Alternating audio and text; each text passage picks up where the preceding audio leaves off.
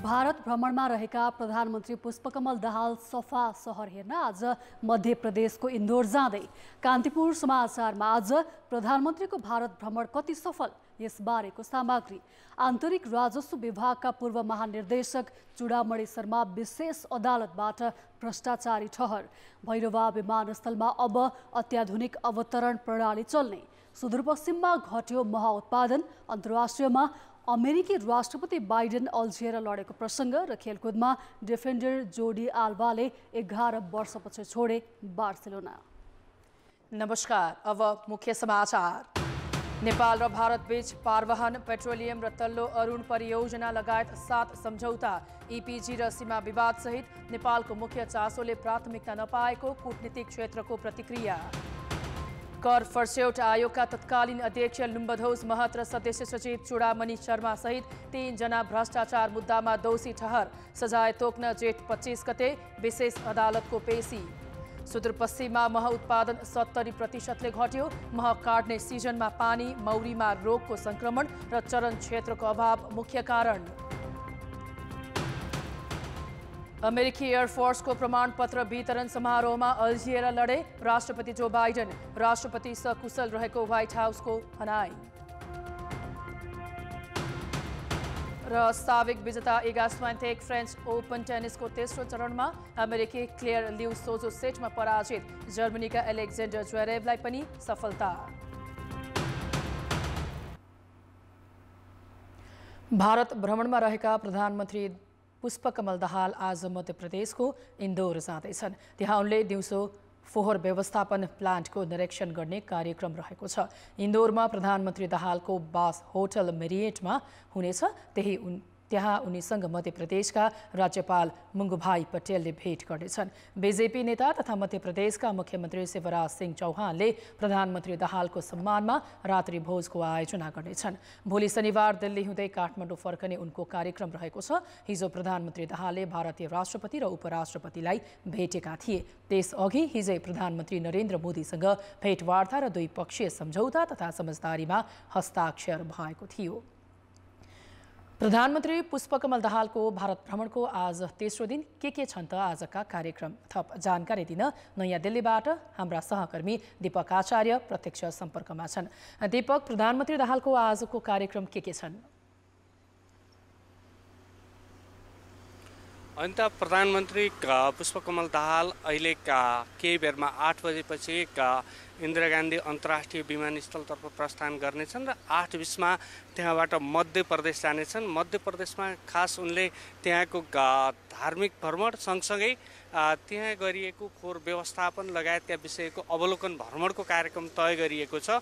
मध्य प्रदेश पुगेसँगै एउटा मन्दिरमा भ्रमणको कार्यतालिका राखिएको छ भने त्यो सँगै उनलाई त्यहाँको माटो परीक्षण गरिने सिस्टमको विषयमा र फोहोर म्यानेजमेन्टको विषय खास गरी कसरी भारतको सुन्दर सहरमध्ये सफा सहरमध्ये मानिने इन्दौरमा कसरी चाहिँ फोहोर व्यवस्थापन अथवा वातावरणलाई सन्तुलनमा राख्न गरिएका प्रयासहरू के छन् त त्यो सिस्टमहरूको बारेमा चाहिँ प्रधानमन्त्री दाहाललाई अवलोकनका लागि व्यवस्थापन गरिएको छ र दिनभरि नै दाहाल त्यहाँको भ्रमण कार्यक्रममा खास गरी अरू राजनीतिक भेटघाटका कार्यक्रमहरू भन्दा पनि त्यहाँ गरिएको त्यो व्यवस्थापनको पाठ अथवा त्यहाँको भ्रमण अवलोकनकै पाठमा चाहिँ व्यस्त रहनेछन् भने आज नै साँझ मध्य प्रदेशका मुख्यमन्त्रीले उनको स्वागतमा आयोजना गर्ने कार्यक्रममा सहभागी हुनेछन्। यसरी दाहालको आजको दिनको कार्यक्रम भनेको दिल्लीबाट मध्य प्रदेश पुग्ने र त्यहाँ मध्य प्रदेशको अवलोकन भ्रमणमै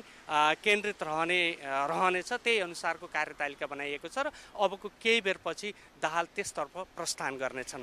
दीपक, जुन हिजो सम्झौताहरू भए सो सम्झौतालाई लिएर भ्रमण दलमै रहेका कूटनीतिज्ञ र व्यवसायीहरूको कस्तो प्रतिक्रिया पाउनु भएको छ? उनीहरूको चासो के छ?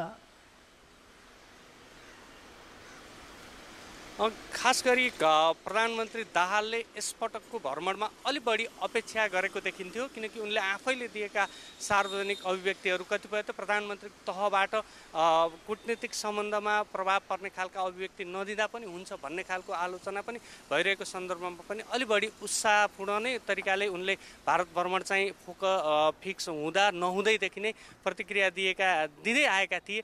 त्यो अनुसारको उपलब्धिपूर्ण विषय त सबै विषयमा प्रवेश गर्न सकेन।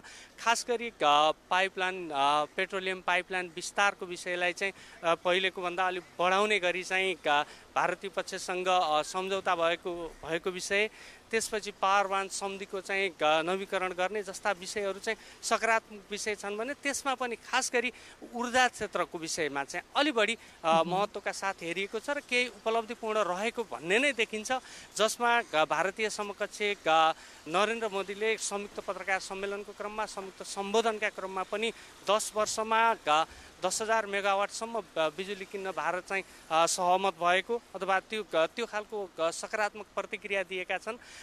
सँगसँगै भारत हुँदै बङ्गलादेश विद्युत निर्यात गर्ने सम्बन्धमा समेत 3 देशको बिचमा बङ्गलादेश, भारत र नेपालको बिचमा चाहिँ सहमति कायम गरेर छलफल समझदारी कायम गरेर अगाडि बढ्न सकिन्छ भनेर त्यो पनि सकारात्मक सन्देश नै दिएको देखिन्छ।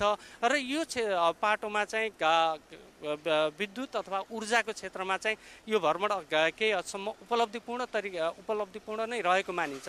खास गरी नेपालको लागि आवश्यक हवाई रुटको विषय थियो। भैरवामा अन्तर्राष्ट्रिय अवतरणका लागि केही सिस्टमहरू जडान गर्नको लागि सहमत भए पनि नेपालले चाहेका हवाई रुटहरूमा चाहिँ सम्झौता हुन अथवा छलफल भएर अगाडि बढ्न सहमत हुन सकेन भारतसँग भने सीमा लगायतका विषयहरू छन्।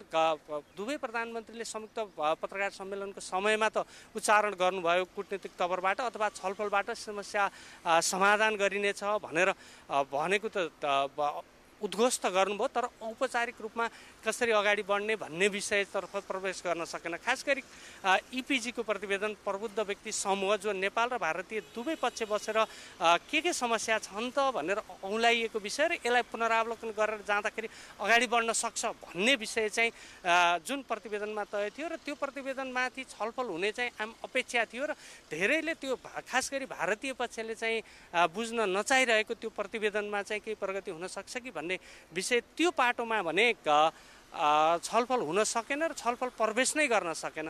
यसरी केही ऊर्जा लगायतका केही विषयहरूमा चाहिँ सकारात्मक सुरुवात भएको देखिन्छ, सकारात्मक छलफल र जसले चाहिँ खास गरी नेपालले आफ्नो व्यापार घाटा घटाउनका लागि चाहिँ मुख्य विषय ऊर्जालाई भारत निर्यात गर्न सकियो भने अथवा त्यसलाई उत्पादन गर्ने बेलादेखि निर्यातसम्मको पाटोमा भारतीय पक्षको चाहिँ सकारात्मक सद्भाव सहयोग रह्यो भने त्यसलाई चाहिँ प्रयोग गर्न सकिने जुन विषय चाहिँ पहिलादेखि नै प्राथमिकतामा राख्दै आएको थियो त्यो विषयमा चाहिँ केही सकारात्मक सन्देश मिलेको देखिन्छ। र भारत भ्रमणमा प्रधानमन्त्रीसँग रहेका व्यवसायहरू र केही कूटनीतिज्ञहरूको उनीहरूको खास गरी व्यवसायहरू चाहिँ केही हदसम्म उत्साही देखिन्छन्। व्यापारका विषयमा चाहिँ केही सम्बोधन भएको महसुस गरेको देखिन्छ। त्यसमाथि पनि ऊर्जा क्षेत्रका लगानीकर्ताहरूले चाहिँ यो भ्रमणलाई अलि उत्साहजनक रूपमा लिएको देखिन्छ।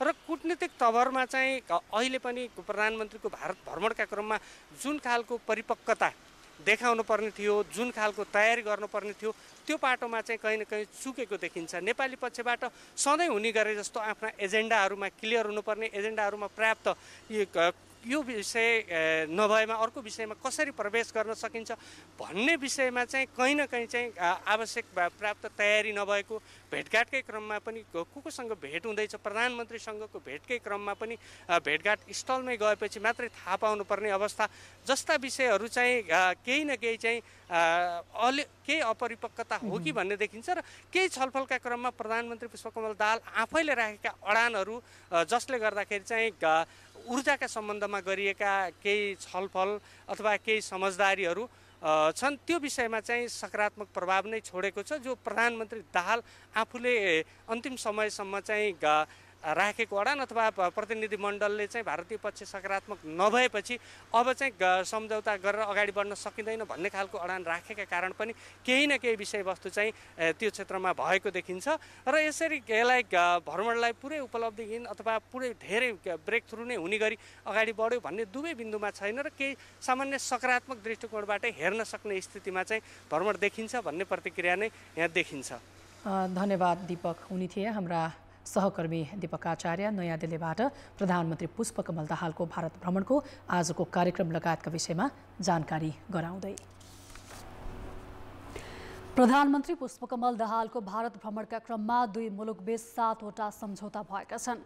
सीमापार पेट्रोलियम पाइपलाइन विस्तारदेखि डिजिटल पेमेन्टसम्मका सम्झौतालाई सरकारी अधिकारीहरूले उपलब्धिपूर्ण माने पनि स्वयं प्रधानमन्त्री दाहालले भने जस्तो कुनै पनि विषयमा ब्रेक थ्रु भएन। अझ सबैले अपेक्षा गरे जस्तो हवाई सम्झौता, सीमा विवाद समाधान, इपिजी प्रतिवेदन र पञ्चेश्वर परियोजनाको त कुरासम्म उठेन। नेपाल र भारत बीच पारवहन सम्झौता नवीकरण, सीमा पार पेट्रोलियम पाइपलाइन विस्तार, परराष्ट्र मामिला अध्ययन प्रतिष्ठान र सुषमा स्वराज इन्स्टिच्युट बीच सहकार्य गर्ने सम्झौता भएको छ। त्यसैगरी चाँदनी दोधारामा एकीकृत जाँच चौकी निर्माण गर्ने, तल्लो अरुणको पिडिए गर्ने, भारतीय कम्पनीद्वारा फुकोट कर्णाली आयोजना निर्माण गर्ने र अन्तर्देशीय डिजिटल पेमेन्ट सम्बन्धी सम्झौता भएका छन्। डिजिटल पेमेन्ट सम्बन्धी सम्झौता कार्यान्वयनमा आएपछि नेपाल र भारतमा एउटै क्यूआर कोड र wallet चल्नेछन्। An agreement on the long-term power trade has been completed. On this agreement, India will import 10,000 megawatt of power from Nepal in the next 10 years. This is a major development in enhancing cooperation in this area based on the joint vision statement that the two Prime Ministers issued in April 2022. I also appreciated India's willingness to facilitate the export of hydropower from Nepal to Bangladesh. प्रधानमन्त्रीको भ्रमणका क्रममा बहुप्रतीक्षित बहुउद्देश्य परियोजनामा महाकालीको पानी बाँडफाँडको ठोस सहमति हुन सकेन। पञ्चेश्वर परियोजनाका लागि 3 महिनामा डीपीआर तयार गर्ने र 1 वर्षभित्र परियोजनाको मोडालिटी तय हुने भन्ने कुरा भाषणमा मात्र सीमित रह्यो। यसअघि सुशील कोइराला प्रधानमन्त्री भएका बेला नै भारतका प्रधानमन्त्री नरेन्द्र मोदी नेपाल भ्रमणका क्रममा पञ्चेश्वर परियोजना 6 महिनाभित्रै टुङ्गो लगाउने प्रतिबद्धता आएको थियो। यता जलविद्युततर्फ भने केही आयोजना अघि बढाउने सम्झौता र दीर्घकालीन विद्युत व्यापार सम्झौताका विषयमा सहमति भएको छ। ऊर्जा व्यापारको सम्बन्धमा यो लङ टर्म पावर ट्रेड जुन छ नेपाल र इन्डियाको बिचमा 25 वर्षभन्दा बढी 25 वर्ष र त्यसभन्दा बढी पनि लङ टर्म पावर ट्रेड गर्नको लागि बाटो खुलेको छ। यो चाहिँ 10 वर्षमा 10,000 मेगावाटसम्म चाहिँ हामी लङ टर्म पावर ट्रेड गर्ने, मिडियम टर्म लङ टर्म सबै किसिमको हुनसक्छ। त्यो एउटा चाहिँ एग्रिमेन्ट एउटा सहमति भएको छ। नेपालले 25 वर्षको दीर्घकालीन सम्झौता गर्न चाहेकोमा दुई मुलुकका प्रधानमन्त्रीहरू बीच नेपालबाट 10 वर्षमा 10,000 मेगावाट जलविद्युत भारतले खरिद गर्ने समझदारी बनेको छ। नेपालबाट 50 मेगावाट विद्युत बङ्गलादेश निर्यातका लागि भारत सकारात्मक भएको भाषणमा भनिए पनि कुनै ठोस सहमति भएन। भारत चाहिँ त्रिपक्षीय बहुपक्षीय पनि गर्न चाहँदैन। यिनीहरू चाहिँ बङ्गलादेशलाई ट्रान्समिसन लाइनै बनाउँछु भनेर कुदेर गए, भारतले सुनवाई पनि गरेन। जलविद्युत तर्फ 480 मेगावाटको फुकोट कर्णाली आयोजना निर्माणको जिम्मा भारतीय कम्पनीलाई दिने सम्झौता भएको छ। यो आयोजनाको लगानी 51% भारतीय कम्पनीको हुनेछ भने 49% नेपालको विद्युत उत्पादक कम्पनीको हुनेछ। 61 अर्ब 83 करोड रुपियाँ अनुमान गरिएको यसका लागि एक नयाँ कम्पनी स्थापना गर्ने समझदारी बनेको छ। त्यस्तै 669 मेगावाटको तल्लो अरुण भारतीय सतलज विद्युत निगमले तल्लो अरुण जलविद्युत आयोजना निर्माण गर्ने भएको छ। प्रधानमन्त्रीको भारत भ्रमणका क्रममा विद्युत व्यापारका लागि सहज मानिएको 120 किलोमिटर लामो न्यू बुटोल गोरखपुर अन्तर्देशीय प्रसारण लाइनको शिलान्यास गरिएको छ। यस्तै 2वटा नयाँ पेट्रोलियम पाइपलाइन विस्तारको सम्झौता भएको छ। भारतको सिलगढीदेखि झापासम्म र बाराको अम्लेखगञ्जदेखि चितवनको लोथरसम्म पाइपलाइन निर्माण गरिँदैछ। तर नेपालले चाहेको र भ्रमण अघि प्रचारमा ल्याइएका महत्त्वपूर्ण विषयमा कुनै सम्झौता हुन सकेन। गौतम बुद्ध अन्तर्राष्ट्रिय विमानस्थल र पोखरा विमानस्थलका लागि सहज हवाई प्रवेश बिन्दु दिन भारत तयार भएन। एक हप्ता अघि नै नेपाली प्राविधिक टोलीले सिमराबाट मात्र भइरहेको हवाई चाप थेक्न गाह्रो भएको भन्दै महेन्द्रनगर, भैरवा वा नेपालगञ्जबाट हवाई रोड दिन माग गरेको थियो। आइएलएसमा चाहिँ उडान गर्न भैरवाबाट उडान गरेर दिने भन्ने कुरा आज त्यो चाहिँ राम्रै भयो। त्यसैले त्यो हिटलाई चाहिँ हाइट बनाउनु पर्ने थियो नेपालको लागि, एयर कनेक्टिभिटीसँग जोडेर HAIT बनाउनु पर्ने थियो। त्यो HAIT चाहिँ भएन, त्यो चाहिँ अलिकति कमी कमजोरी त्यहाँ भयो कि भन्ने मलाई लाग्छ।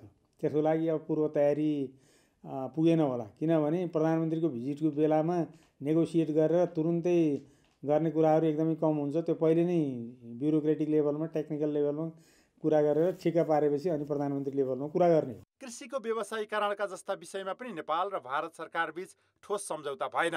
नेपालको कृषि निर्यातमा भइरहेको गैरभन्सार अवरोध र क्वारेन्टाइनका विषय सुल्झाउन आग्रह गर्दै आए पनि प्रधानमन्त्रीको यसपटकको भ्रमणमा कुनै सुनवाई नै भएन। हाम्रो कस्ट एकदम हाई, उनीहरूको झन्डै 8 किसिमको सब्सिडी दिन्छ उनीहरू किसानलाई, अनि उनीहरूसँग हामीले कम्पिट गर्ने कुरै भएन। हाम्रो किसानले कम्पिट गर्न सकेन। त्यसकारण म्यासिभ रूपमा अब हाम्रो एग्रिकल्चर प्रडक्टहरू इन्डियाबाट हामी आइरहेको, सिरियल प्रडक्टहरू हामी उताबाट आइरहेछ। त्यसलाई गर्नको लागि हाम्रो यहाँको किसानलाई कि त हामीले सब्सिडी दिन सक्नु पर्यो गभर्मेन्टले सबैमा, त्यो हामी दिन सक्दैनौँ। तर नन रेसिप्रोसिट भए उनीहरूले ल्याउने कुरामा हामी ट्याक्स लगाएर उनीहरूको अलिकति कस्ट बढाइदिन सक्यौँ भने हाम्रो किसानहरूले गर्ने प्रडक्ट पारमा आउँथे। नेपाल भारत प्रबुद्ध समूहले 4 वर्ष अघि तयार पारेको प्रतिवेदन बुझ्ने विषयमा उच्चारण नै भएन। त्यसै गरी सन् 1950 को सन्धि पुनरावलोकनको विषय यसअघिका भ्रमणमा पटक पटक उठ्ने गरेको भए पनि यसपटक भने कुरै भएन। कान्तिपुर समाचारका लागि नयाँ दिल्लीबाट श्याम श्रेष्ठ र दीपक आचार्यका साथ सुदिल पोखरेल र सुमन पन्थ, काठमाडौँ। प्रधानमन्त्री पुष्पकमल दाहालले भारत भ्रमणमा जानु अघि सीमा विवादबारे छलफल गरेर टुङ्गोमा पुर्याउने बताउँदै आएका थिए। तर यसबारेमा दुई मुलुकबीच कुनै सहमति जुटेन। बरु सबैको सरोकारको यो विषयलाई दुवै देशका प्रधानमन्त्रीले सामान्य रूपमा प्रस्तुत गरे। भारत भ्रमणमा रहेका प्रधानमन्त्री पुष्पकमल दाहालसँग द्विपक्षीय भेटवार्तापछि आयोजित संयुक्त पत्रकार सम्मेलनमा भारतका प्रधानमन्त्री नरेन्द्र मोदीले नेपालसँग देखिएका सीमा सम्बन्धी विवाद समाधान गर्ने बताए। उनले सीमा विवाद समाधानको कुनै मोडालिटी दिन सकेनन्। ऐसे संपर्क स्थापित करेंगे कि हमारे बॉर्डर्स, हमारे बीच बैरियर्स न बने। ट्रक्स की जगह पाइपलाइन से तेल का निर्यात होना चाहिए। साझा नदियों के ऊपर ब्रिज बनाने चाहिए। मोदीले नेपालको अतिक्रमित भूमि, कालापानी, लिपुलेक र लिम्पियाधुराको बारेमा एक शब्द पनि उच्चारण गरेनन्। उनले नेपाल र भारतको धार्मिक र सांस्कृतिक सम्बन्धको चर्चा भने धेरै गरे। रामायण सर्किटसँग सम्बन्धित परियोजनामा तीव्रता दिनुपर्ने पनि उनले बताए। मोदीले नेपालबाट आगामी 10 वर्षमा 10,000 मेगावाट बिजुली लैजाने घोषणा समेत गरे। आज भारत और नेपाल के बीच long term power trade agreement संपन्न किया गया है। इसके अंतर्गत हमने आने वाले 10 वर्षों में नेपाल से 10,000 मेगावाट बिजली आयात करने का लक्ष्य रखा है। फुकोट, कर्णाली। पत्रकार सम्मेलनमा प्रधानमन्त्री दाहालले पनि सीमा समस्या समाधानको विषयमा छलफल भएको र द्विपक्षीय कूटनीतिक संयन्त्र मार्फत समाधान गर्न आफूले आग्रह गरेको बताए। उनले गरेको आग्रहमा मोदीले के जवाफ दिए भन्ने स्पष्ट पारेनन्। बरु दुई मुलुकबीच थप हवाई रूटको विषयलाई लिएर समेत कुनै कुरा Nepal's request for additional air entry route. Nepal welcomes India's positive indication of air entry route for bilateral flights. Prime Minister Modi ji and I discussed the boundary matter. I urge Prime Minister Modi ji to resolve the boundary matter through the established bilateral diplomatic mechanism. प्रधानमन्त्री दाहालले नेपाल र भारत बीच आगामी दिनमा थप अझ राम्रो सम्बन्ध कायम हुने विश्वास व्यक्त गरे। 5 महिना अघि सरकारको नेतृत्व सम्हालेका प्रधानमन्त्री पुष्पकमल दाहालले भारत भ्रमणलाई उच्च प्राथमिकतामा राखेका थिए। एक साता अघि उनले भारतबाट नयाँ चीज प्राप्त हुने र ब्रेक थ्रु नै हुने दावी गरे। तर हैदराबाद हाउसमा जे जस्ता खुद्रा समझदारी भए यसले नेपालको आवश्यकता र हितलाई प्रतिनिधित्व नगरेको कूटनीतिक क्षेत्रका जानकारको प्रतिक्रिया छ। आधा दर्जन मन्त्री, 1.5 दर्जन उच्च पदस्थ सरकारी अधिकारी र निजी क्षेत्रका समेत गरी 150 प्रतिनिधिका साथ प्रधानमन्त्री दाहाल 4 दिने भ्रमणका लागि बुधबार दिल्ली पुगेका हुन्।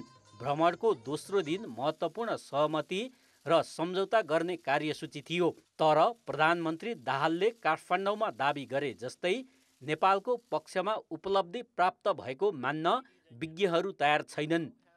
जटिल समस्याहरूमा प्रवेश गर्ने इपिजीदेखि लिएर सीमादेखि लिएर प्राकृतिक सम्पदादेखि लिएर अरू कुराहरूमा आशातीत प्रगति भएको चाहिँ देखिन्न। सम्बोधन भएको कुरालाई कार्यान्वयनमा परिणत गर्ने चुनौती चाहिँ दुईसँग अहिले छ। इपिजी प्रतिवेदन मात्र होइन, लुम्बिनी र पोखरा अन्तर्राष्ट्रिय विमानस्थलमा नेपाललाई भारतले हवाई रुट समेत दिएको छैन। व्यापार घाटा कम गर्ने र पञ्चेश्वर परियोजना कार्यान्वयन गर्ने मुद्दा पनि नेपालको प्राथमिकतामा परेका थिए, जसमा भारतले चासो देखाएन। लिपुलेक कालापानीको त एक शब्द उच्चारण समेत भएन। त्यो 10 वर्षको लङ टर्म पावर प्रोजेक्टलाई पनि 25 को सट्टा 10 मा लिएर आएर त्यसमा एग्रिमेन्ट गर्ने खालको कुरा गरेको छ।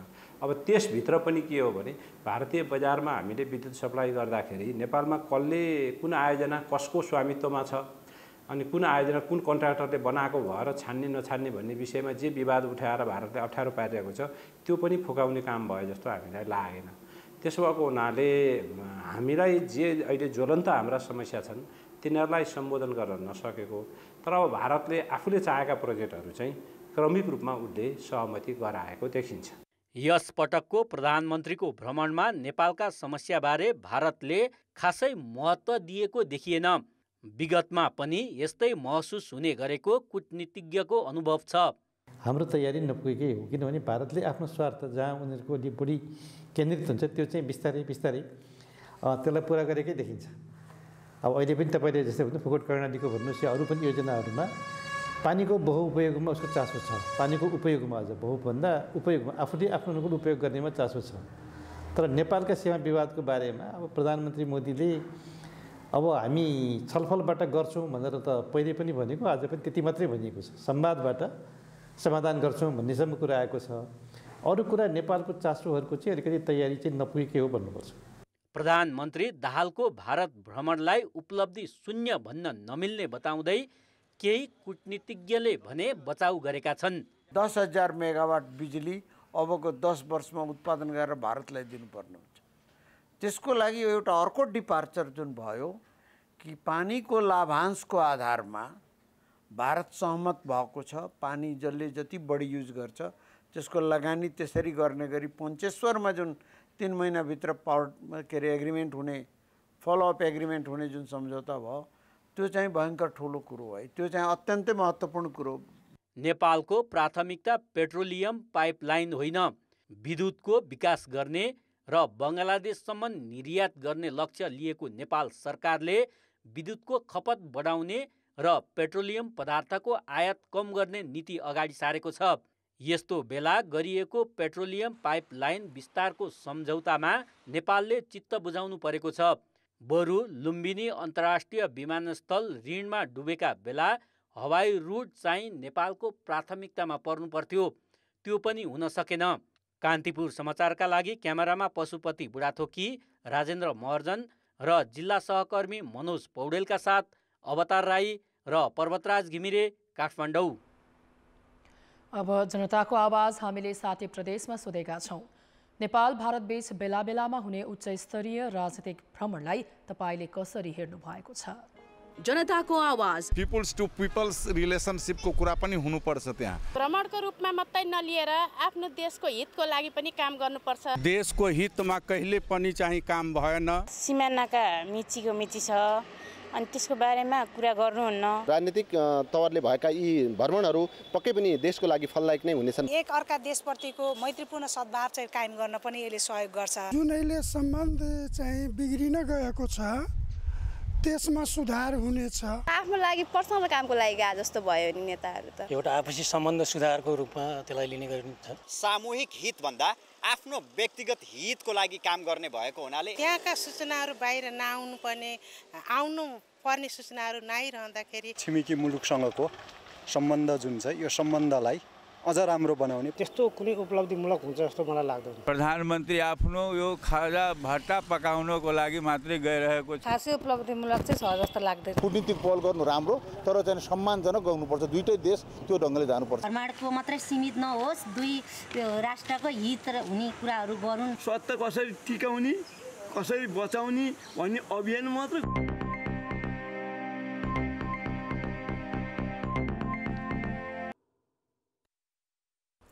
विशेष अदालतले आन्तरिक राजस्व विभागका पूर्व महानिर्देशक चूडामणि शर्मा सहित 3 जनालाई भ्रष्टाचार मुद्दामा दोषी ठहर गरेको छ।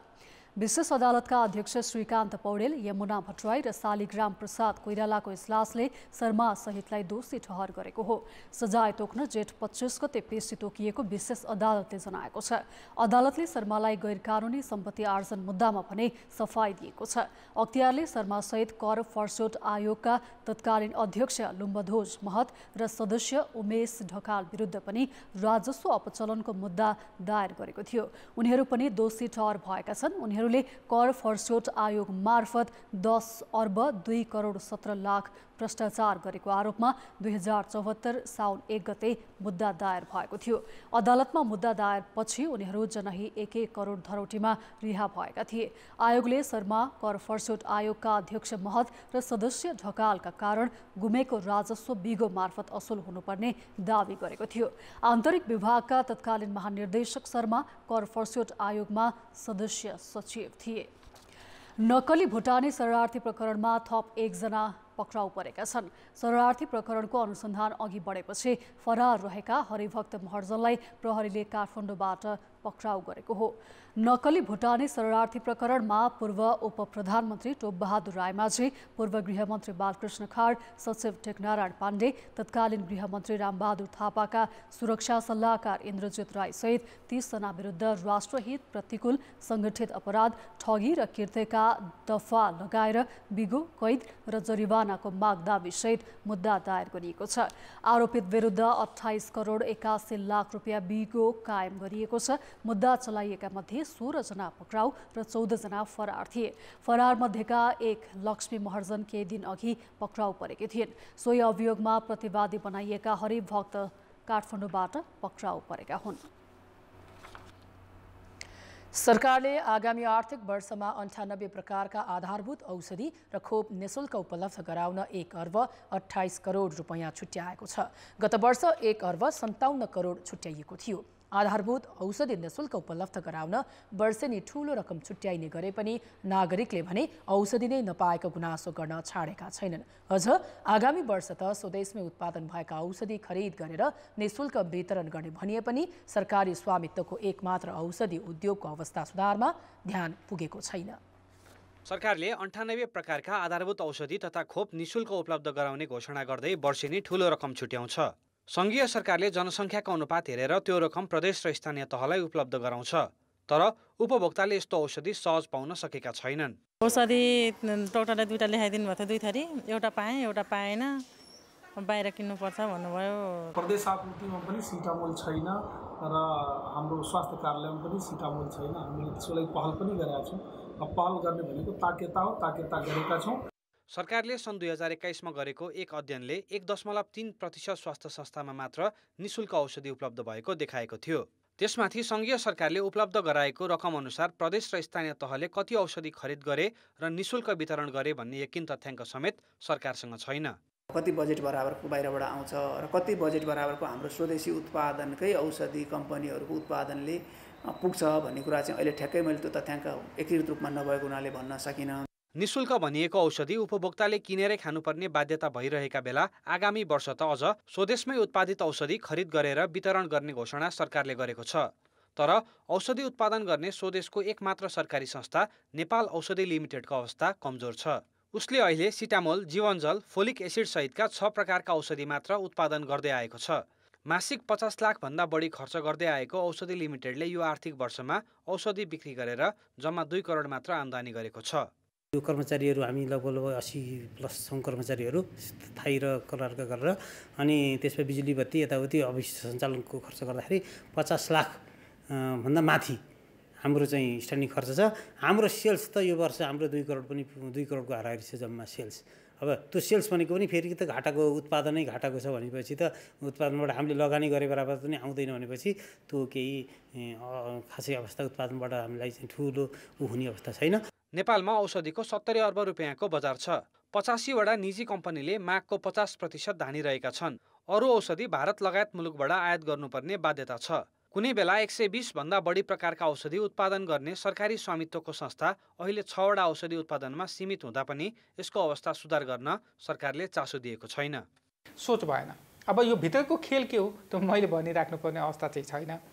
तर सरकारले जबसम्म सोच लिएर अगाडि बढ्दैनन् तबसम्म गर्न सकिन्न। सरकारको ध्यान उत्पादनमा छैन, उत्पादनमूलकमा छैन, संस्थामा चाहिँ छ। नेपाल औषधि डुब्यो, चलेन अथवा उत्पादन भएन भन्नेमा चाहिँ छ, तर उत्पादन कसरी गराउने, यसलाई उत्पादनमूलक कसरी बनाउनेमा चाहिँ छैन। स्वदेशी औषधि खरिद गरी निशुल्क वितरणलाई प्राथमिकता दिनु सकारात्मक हो, तर आफ्नै स्वामित्वमा रहेको औषधि कम्पनीको दुर्गति हुँदा पनि सरकार मौन बस्नु चाहिँ आश्चर्यको विषय बनेको छ। कान्तिपुर समाचारका लागि जिल्ला सहकर्मीहरू र क्यामेरामा विनोद कोजुका साथ कृपाल गौतम, काठमाडौँ। अब जनमतमा हाम्रो प्रश्न छ, निशुल्क औषधि वितरणको सरकारी नीति किन प्रभावकारी हुन नसकेको होला? ए, अवैज्ञानिक वितरण, बी, सरकारी व्यवस्था र सी, बजेट अपुग। जनमतको अन्तिम परिणाम आज बेलुकी 8 बजेको कान्तिपुर समाचारमा प्रसारण गर्नेछौँ। कृपया NEWS न्युज स्पेस AB वा सी टाइप गरी 34001 मा SMS गरी आफ्नो मत व्यक्त गर्नुहोला। अर्थ र विकास। सुदूरपश्चिम प्रदेशमा मह उत्पादनमा व्यापक कमी आएको छ। मह काट्ने समयमा लगातार पानी परेकाले मौरीमा रोगको संक्रमण बढेसँगै मह उत्पादनमा 70% कमी आएको हो। मह कम उत्पादन भएपछि किसानले नोक्सानी बेहोर्नु परेको छ। गत वर्षभन्दा सुदूरपश्चिम प्रदेशमा मह उत्पादनमा 70% कमी आएको छ। 5-7 वर्ष पहिले डडेलधुराको आलतालबाट काठमाडौँ मह निर्यात हुन्थ्यो। हाल आएर गाउँघरमै मह चाख्न समेत नपाइने अवस्था आएको छ। मह काट्ने समयमा मौरीमा रोग लागेपछि यो वर्ष मह उत्पादन घटेको हो। साथै चरण क्षेत्रको अभाव भएका कारण पनि उत्पादनमा कमी आइरहेको मौरी पालक कृषकहरूको भनाइ छ। मौरीमा रोग छ सर, त्यो बच्चा उत्पादन नहुने, त्यो रोगको कारणले मौरी फस्टाएन, मौरी भएन, त्यही भएर मह नभयो। डडेलधुरामा 12,000 भन्दा बढी मौरीघार रहेको कृषि ज्ञान केन्द्र डडेलधुराको तथ्याङ्क छ। मौरीले मह पार्ने समयमा चिसो बढेको र पानी पनि परेकोले उत्पादन घटेको हो। डडेलधुरामा 50 मेट्रिक टन मह उत्पादन हुने गरेको भए पनि यस वर्ष भारी गिरावट आएको हो। मतलब चरणको वैकल्पिक व्यवस्था किसानहरूले आफ्नै खेतबारीमा नगरुन्जेलसम्म अब महको उत्पादन बिस्तारै घट्दै जाने सम्भावना पनि देखिएको छ। त्यसैले हामीहरू उहाँहरूसँग वर्षभरि फुल्ने एउटा फुल हुन्छ यो बोटल ब्रसको खेती आफ्नो मतलब घर बगैँचातिर गरिराख्यो भने त्यसले पनि केही हदसम्म राहत पुग्छ। डडेलधुराको आलताल गाउँपालिकामा सबैभन्दा बढी मह उत्पादन हुने गरेको थियो, तर विगत 2 वर्षदेखि जिल्लाभरि नै मह उत्पादन घटेको छ। मह उत्पादन कम भएपछि यो वर्ष महको मूल्य बढेको छ। गत वर्ष 950 रुपियाँमा प्रति किलो पाइने मह बजारमा हाल 1000 रुपियाँ भन्दा बढी बिक्री भइरहेको छ। मह उत्पादन कम भएपछि यसमा गरेको लगानी नउठ्ने देखेर कृषक निराश छन्। कान्तिपुर समाचारका लागि वरुण पनेरू, डडेलधुरा। अब अन्तर्राष्ट्रिय समाचार। अमेरिकी राष्ट्रपति जो बाइडेन अमेरिकी एयरफोर्सको प्रमाणपत्र वितरण समारोहमा अल्झिएर लडेका छन्। कोलोराडोमा भएको उक्त घटनामा राष्ट्रपति बाइडेनलाई केही नभएको र उनी स्वस्थ रहेको व्हाइट हाउसले जनाएको छ। लडे लगत्तै उनलाई 3 जनाले उठाएका थिए भने उठे लगत्तै उनले स्टेजमा राखिएको एउटा सानो कालो ब्यागतर्फ सङ्केत गरेका थिए। व्हाइट हाउसका सञ्चार निर्देशक बेन लाभोल्टले बाइडेनले हात मिलाइरहँदा स्टेजमा एउटा स्ट्यान्ड ब्याग रहेको भन्दै ट्विट गरेका छन्। अन्तिम प्रमाणपत्र वितरण गरेर आफ्नो सिटमा फर्किने क्रममा स्टेजमा राखिएको 2वटा कालो ब्याग मध्ये एउटामा अल्झिएर बाइडेन लडेका हुन्। ती 2 ब्याग बाइडेनको सम्बोधनलाई सघाउन राखिएका टेलिप्रम्प्टर अड्याउन प्रयोग गरिएको जनाइएको छ। लड्नुअघि राष्ट्रपति बाइडेन पास आउट भएका सबै 921 जना ग्रेजुएटसँग हात मिलाउन करिब 1.5 घण्टा निरन्तर उभिएका थिए। यसअघि पनि एक पटक साइकल चलाउँदै गर्दा र अर्को पटक विमान चढ्दै गर्दा उनी सिँढीमा लडखडाएका थिए। 80 वर्षीय बाइडेन देशको सर्वाधिक उमेरका राष्ट्रपति हुन्। उनले आगामी वर्ष हुने निर्वाचनमा दोस्रो कार्यकालका लागि पनि प्रतिस्पर्धा पुरा गर्ने घोषणा गरिसकेका छन्। आलोचकले भने दोस्रो कार्यकालका लागि चुनाव लड्न उनी निकै बुढा भइसकेको भनेर टिप्पणी गर्ने गरेका छन्। कान्तिपुर समाचार अहिलेलाई सकियो। यसपछि गुड मर्निङ नेपाल हेर्न सक्नुहुनेछ। कान्तिपुर टेलिभिजन हेर्दै गर्नुहोला। नमस्कार।